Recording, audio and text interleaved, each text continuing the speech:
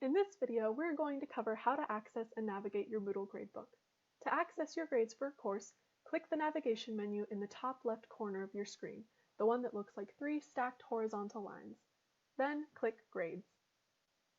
Each instructor formats their gradebook differently, but in general, it should be organized with clear categories for different types of graded assignments or activities. Most gradebooks are set up with one of two options. Option 1 is a sum total of points. All the assignments in the course add up to a sum total of points.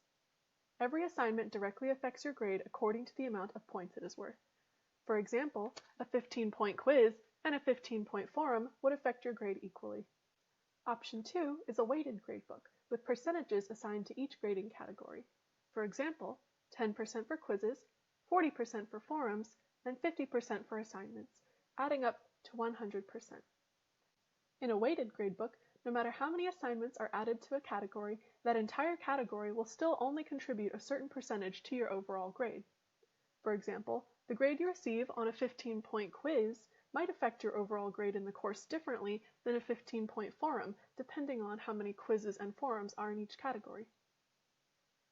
Your instructor might not have these percentage labels in the gradebook. It may look like a sum total of points.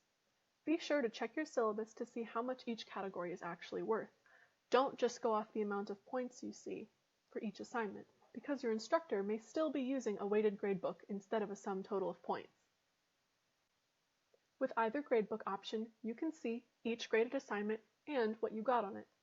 The course total will not reflect points for assignments you have not completed yet. You can click on each assignment for a closer look at it.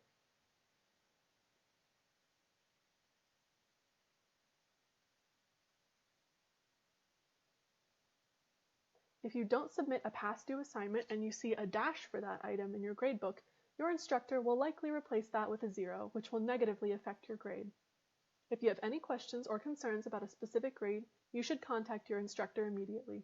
Do not wait until the end of the semester.